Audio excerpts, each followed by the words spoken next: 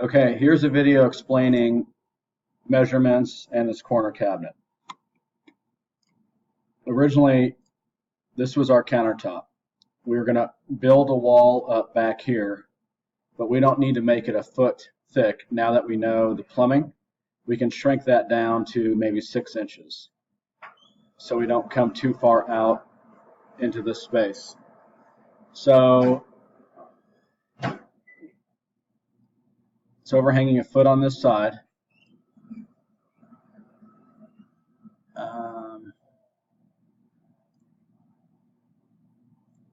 This red line is 30 inches from the end of the wall to that corner, which is what we had it set at. From the range wall to the back of the island, right there is 112 inches. So if we just make a wall that's about 6 inches deep to encapsulate the plumbing, that'll work.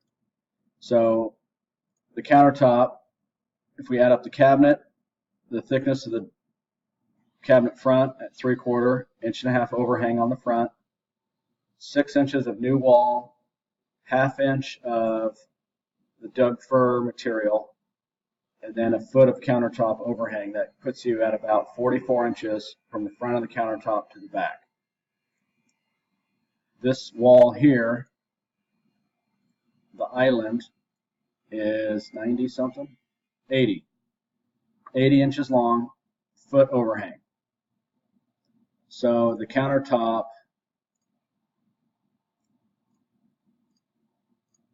is roughly about 93 and a half this way and 44 this way.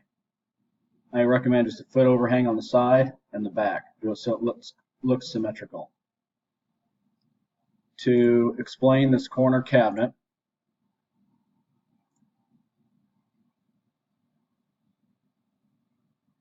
here's the corner cabinet, hinged on the right, door opens up,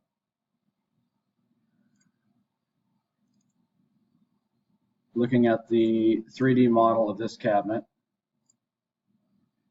This door opens up, open space behind the door.